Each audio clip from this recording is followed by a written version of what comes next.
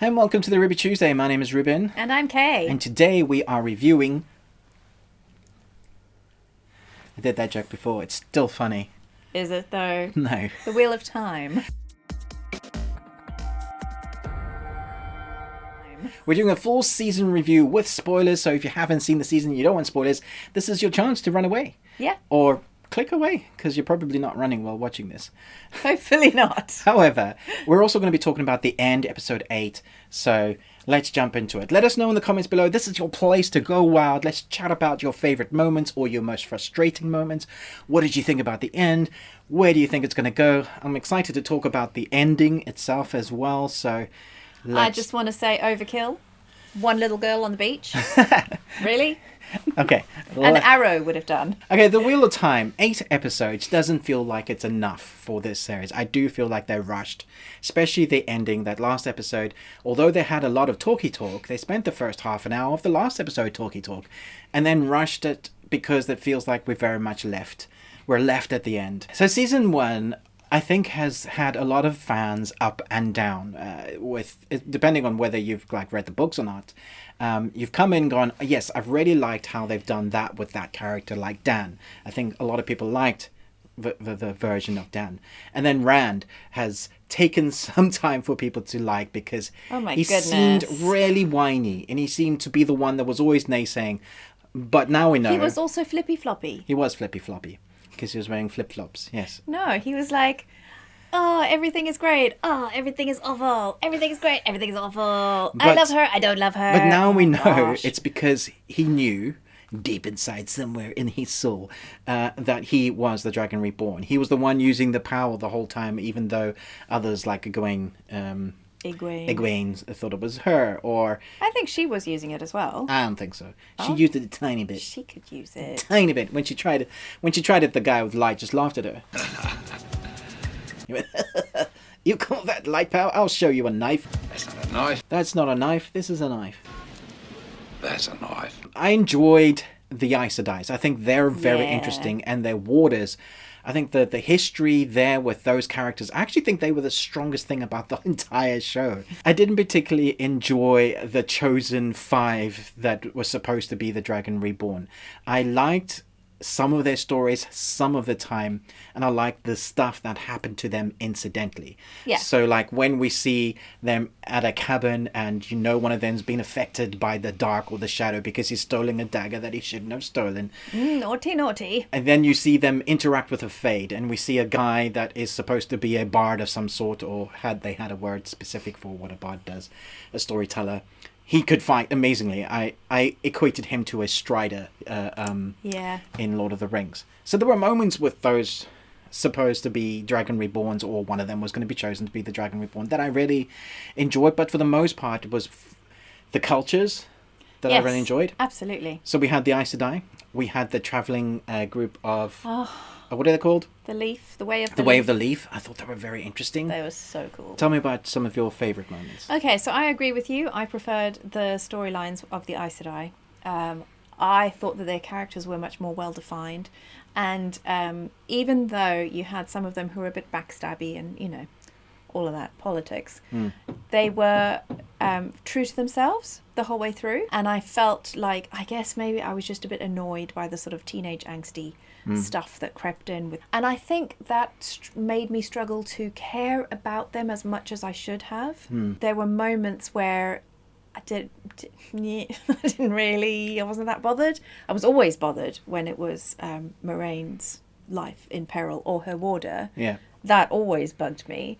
But the kids, not so much. I mean, obviously I cared that, if you lose one of them, well, the whole world's doomed, because we don't know who the Dragon Reborn is. When Moiraine's warder got killed, I reacted much more than any other moment, I think, in the series, apart from when he lost his best friend.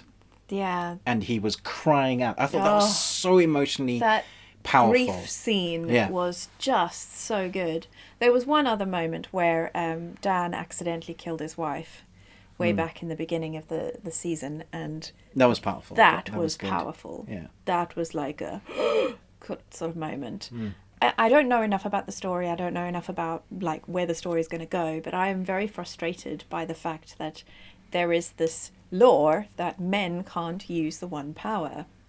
And I feel like it's either a curse or a misunderstanding or a something. Something has happened that when a man connects to the one power, he goes mad. And I just like, maybe I'm just being an equalist, but I just feel like that's just wrong. But I feel like it's wrong in that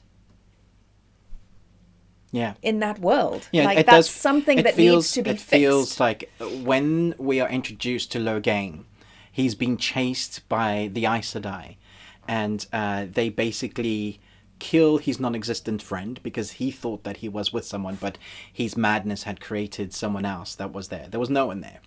And we get to see how powerful he is. I always thought his character was very interesting, but it almost felt like sexism. Like it was, but the reverse of what today's standard is. It's like, this guy, he's a man, therefore he should not have the power. It did look like they were looking down on him because he was wielding the power. It was that sort of thing. It didn't seem to come across as, because he's a man and he's going to go mad and like hurt people. It was, you're a man, you're not allowed to have the power. How dare you? Only women get to.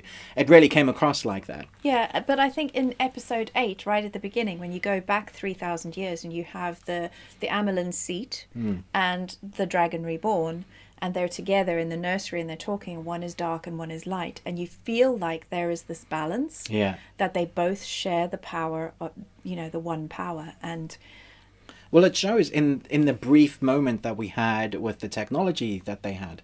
Yes. So the balance and brought about this way of life that was prosperity. Incredible prosperity technology. And when back in, I think, the second or third episode, when Moiraine talks about how the Wheel of Time, because of that battle, it shoves us back 1,000 years. Yeah. You kind of understand, well, you're way further than that now from where they were back then, 3,000 years. So there was obviously a balance. At some point, men could wield without going mad, because the Dragon Reborn, he was there and he was mad. He was male. Yeah. And he was wielding. Yeah. Yeah. So am I right in understanding that every 3,000 years you get this opportunity to either create a world where the Dark One is Lord or the Light is Lord? It's like this, so, lock him back where he belongs for the next 3,000 years, or he gets to come out for the next 3,000 years. Yeah. And he was allowing the Dragon Reborn to reshape the world in however you want. So what does that look like? It's a very interesting concept, but I don't feel like they let us know enough, because we're still left with, really? Huh? What are the questions? So then we get to that episode 8. We know that Rand is the Dragon Reborn. He's supposedly defeated the Dark Looked way One. too It did look too easy. easy, and it did look very suspect that the floor was broken. In all the battles that they've had before, that floor shouldn't have been able to be broken, and this time it was, and the stone shouldn't have been able to be damaged, but it was. So there's too many questions that they're not answering for us. And then Rand goes, I'm gonna hurt people, so I'm gonna go off and you tell people that I'm dead. And you're like, ugh, okay. We also have the horn, which supposedly Rand needs to blow to call the people together. That never happened. Yeah. We also have the betrayer, who's been there the whole time from their village, and basically was Thought he was dodgy the first time I Yeah. saw him sauntering off He when looked- the he, like, Trollocs arrived. Yeah, he's dodgy, and he was just kind of standing there watching the Trollocs. Do you remember that? And I was like, why aren't you running? Like, Yeah, the moment I saw that, I was like, oh, he is a bad guy. Yep.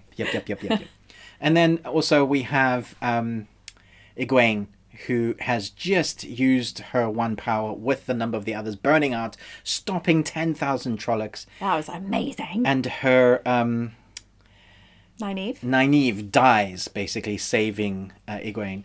And I don't know. Maybe you can answer this in the comments below. You think it was Egwene healing Nynaeve. Yeah. But I think it was Nynaeve. Her power is so immense. Even though she's not Aes Sedai, she has the one power, and she uses it differently compared to what the Aes Sedai was so far. But I had the sense that Moiraine even couldn't do that bubble shield that she did. Oh. Yeah. Who do you think healed Nynaeve. Nynaeve? Was it Egwene or Nynaeve healing herself? I think it was Egwene. Okay. Anyway, our players are all over the place. It really feels like a game of chess that has just started. We're not even midway yet. The characters are being placed. And then we have an army that comes to destroy a little girl at the end. We know that that's not their intention. We know that's not intention, but it sure looked like that we have this little girl, she drops a stone, she walks forward, they create a massive tidal wave. Tsunami. And they have all the ships ready to attack her. Obviously, she must be super powerful. This is the, I believe it's the Seanchan. So this is an army that those that have read the books will know what's happening. But this is an army that people were expecting that was going to be about the next part of season 2. I'm hoping that we'll get either 8 episodes or more. Let us know what you thought about that ending. Why are they attacking this land mass now, or this little girl? It's not obviously the little girl. Not the little girl. She's incidental. As far as I know, I thought Rand was meant to face off against these guys. He hasn't blown the horn, so it isn't them that he's calling. It's not the other warriors that he's calling to say, hey. Yeah. And I don't think Rand is strong enough yet. I know he probably will become, because he is the Dragon Reborn and he now can control his power, right? He doesn't seem to think so. Yeah. Well, Moiraine doesn't have any power. Oh, goodness. That's going to suck. Yeah. So let us know your thoughts, what you thought about this whole series. What did you think about the ending? Were you let down by it? Were you excited to see where it finished? Are you now disappointed? Let us know your thoughts. What are you going to rate it? I think it's really good. I think it's got... Visually, it's stunning. The costumes, the sets, the world creating is really stunning. I think they've done a really good job of that. There are some character portrayals that are slightly annoying, but that just may be me, how I feel about them, not actually how they are. So I think I'm going to give it 4 Nicolas Cages out of 5. Yeah, I really like the story, the costume designs, and some of the moments that made me go, oh, that's cool. But there were also moments that made me go, why is there so much talky talk? This is exposition dumping. Seriously, show me. It's a fantasy series. Show me, don't tell me. So I'm going to give it 3 3/4 out of 5. I think the last episode... That's what I was going to go for, but I thought I was being mean. I think the last episode really kind of dropped it for me. Yeah. I probably would have stuck around 2 or 4, but... But, in terms of exposition dump, Moraine's monologue near the beginning of the season when they're on the horses was absolutely riveting. Yeah, but that furthered the story and something was happening. They weren't just standing around like talky talk. They were on horses. They just kind of... met her there. It was the first time she's really talking a lot, and then she tells him this incredible story, which was riveting to hear. And that was the first time I thought, yeah, I'm in, guys, this is good. Yeah. All right, thanks so much for watching, but most of all, until next time, remember, live long and Tuesday.